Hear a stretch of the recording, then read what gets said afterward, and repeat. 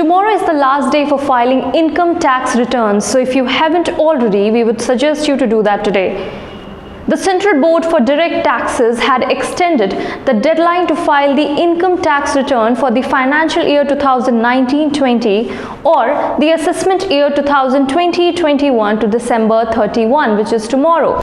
The date to file the income tax return for the financial year 2019-20 would have been 31st July, but due to the pandemic, it was initially pushed to 31st October and now it has been pushed to 31st December. So what exactly is income tax return and why you must file it? Filing your income tax return, which is also called ITR, is a way to let the government know about your earnings for that financial year. It is an yearly affair and it should be done before the announced deadline, which in this case is 31st December. Now there are different types of ITR forms and you should know which one you should file. The government website has a separate column through which you can decide which form or which category you fall into. There are two kinds of taxes on income in India. The first is called direct tax and the other one is called indirect tax.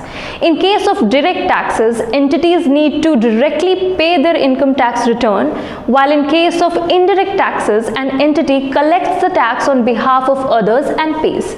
Simply put, direct tax is a tax that you pay directly to the authority imposing the tax. So, if the tax is imposed by the government, you pay it to the government. In indirect tax, there is generally an intermediary for collecting indirect taxes from end consumer.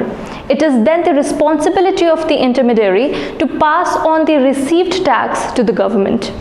Indirect taxes do not depend on the income of an individual.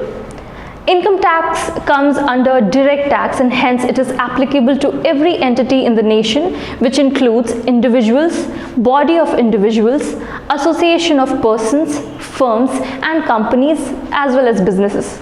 These entities are required to file their taxable income to the government at the end of each assessment year via income tax return form, which is available online and it's called Form 16. Also, please note, if your account needs to be audited, then you have time till 31st January next year.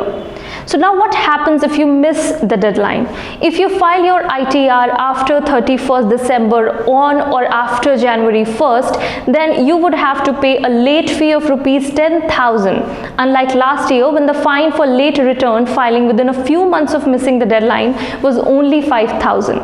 Now for those whose income is below 5 lakhs, the penalty is rupees 1,000 under section 234F. However, if your income is below the taxable limit, which is to 2,50,000, then you will not have to pay any fine whether or not you file the income tax after the deadline.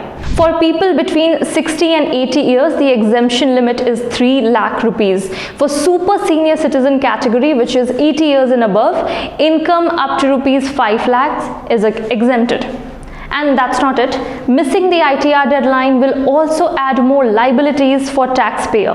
Under section 234A of the IT Act, any taxpayer who has missed the deadline will have to pay 1% interest every month on the amount of unpaid tax till the returns are filed. Also, an individual may face prosecution if he or she willfully ignores the returns after getting notice under section 142 and 148 of the Income Tax Act.